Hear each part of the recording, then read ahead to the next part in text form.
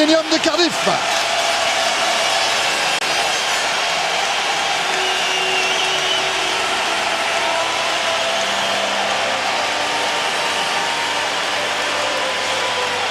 Ah, les frissons là, hein, les frissons, c'est un moment fort que l'entrée des équipes dans l'arène.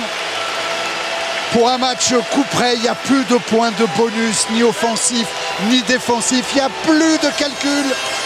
Le seul objectif, c'est la gagne pour aller jouer cette demi-finale samedi prochain contre l'Angleterre. Beaucoup de supporters blacks également, il y avait une atmosphère magnifique dans Cardiff tout au long de cette journée. Et dans ce superbe stade,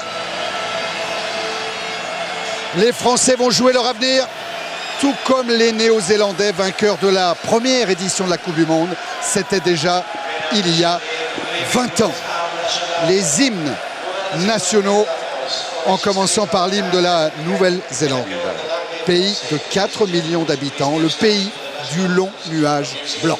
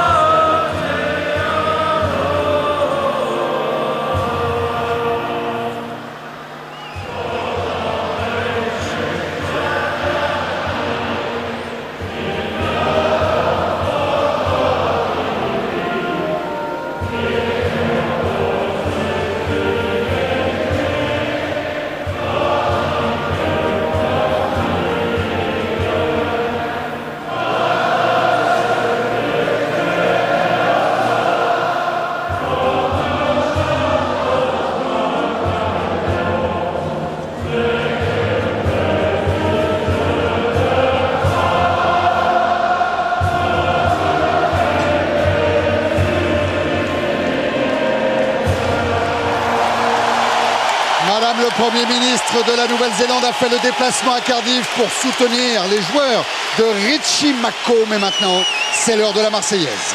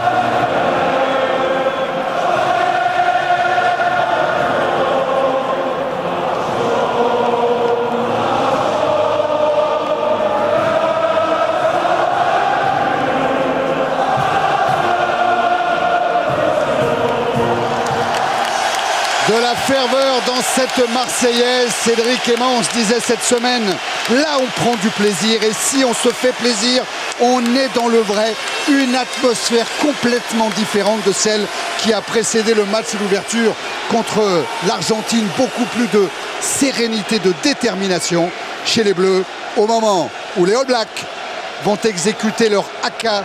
Le haka, c'est le nom générique des danses maoris. On va voir quelle sorte de haka vont exécuter les Blacks face à une équipe de France qui se rapproche, qui va quasiment au contact des joueurs néo-zélandais. Le premier défi de ce quart de finale.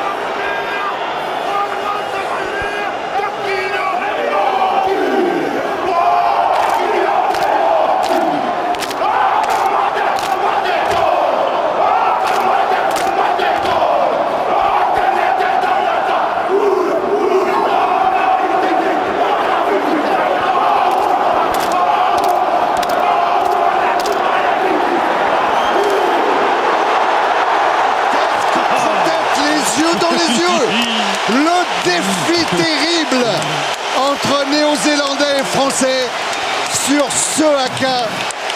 Oh, le frisson, Thierry. C'est bon, c'est bon, Thierry. C'est très bon, ça. Là, on y est. Là, on y est dans ce quart de finale.